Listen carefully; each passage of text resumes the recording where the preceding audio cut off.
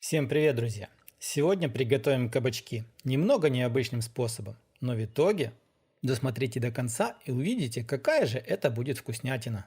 Ну что ж, для начала нам понадобится фарш, любой по вашему желанию, который у вас есть. Я сегодня буду готовить с куриным фаршем, примерно 400-500 грамм. В тарелку с фаршем добавляем 1 чайную ложку хмели сунели, 1 чайную ложку сушеного молотого чеснока, 1 чайную ложку смеси разных перцев, 1 чайную ложку, но без горки соли. Смотрите, вот эти специи я добавил по своему вкусу. Конечно же, вы можете их немножко изменить и добавить специи по вашему вкусу.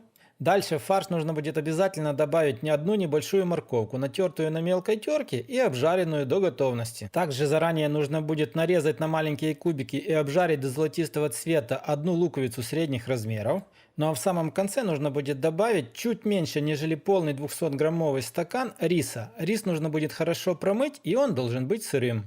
Ну а дальше, друзья, не стесняемся и берем вот так вот просто руками, очень хорошо все перемешиваем. Поверьте, обыкновенной ложкой очень хорошо все перемешать не получится. Готовый перемешанный фарш отставляем на несколько минут в сторонку.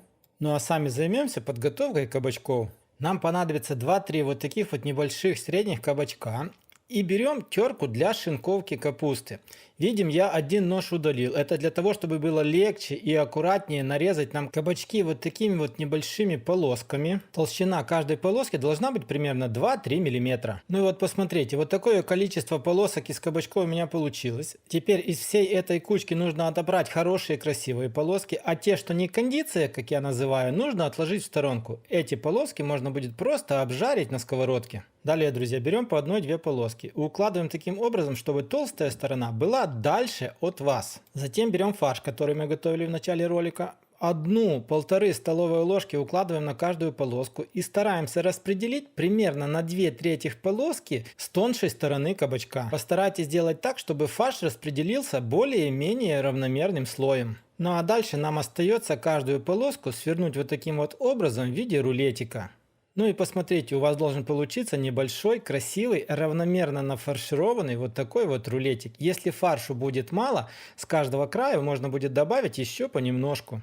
Таким вот образом скручиваем полностью все полоски, которые вы для себя приготовили. Ну вот примерно вот таким вот образом у вас должны будут получиться рулетики. Затем, друзья, берем неразъемную форму для выпечки. Если у вас нету такой формы, все рулетики можно будет аккуратно сложить в любую кастрюльку.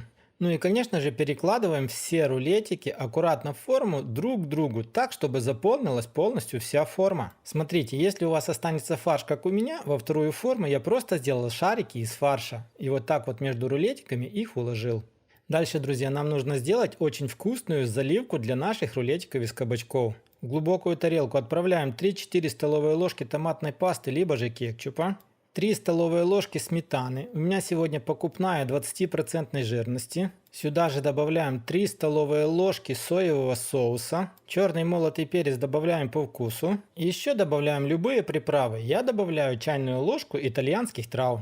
В самом конце добавляем 150-200 мл холодной воды и очень хорошо все перемешиваем до однородного состояния.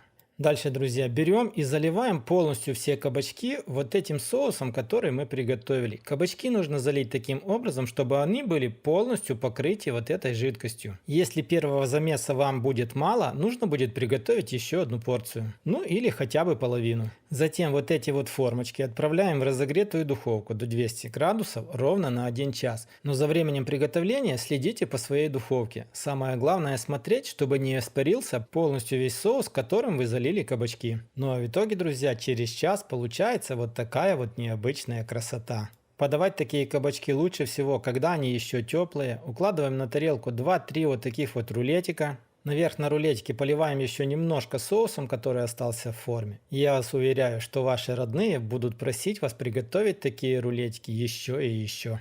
Ну что ж, друзья, на этом у меня на сегодня все. Вот такое вот необычное, очень вкусное, сочное блюдо из кабачков на сегодня у меня получилось. Пишите в комментариях, на какое очень популярное блюдо это похоже. Если вы уже догадались, мне будет интересно почитать ваше мнение. Ну а если вам понравилось, как обычно, поставьте лайк, подпишитесь на канал. Если не понравилось, пишите в комментариях, что именно вам не понравилось. Ну а мы с вами встретимся, как обычно, в новых видео на канале Аппетитная кухня. Всем пока, всем до скорых встреч!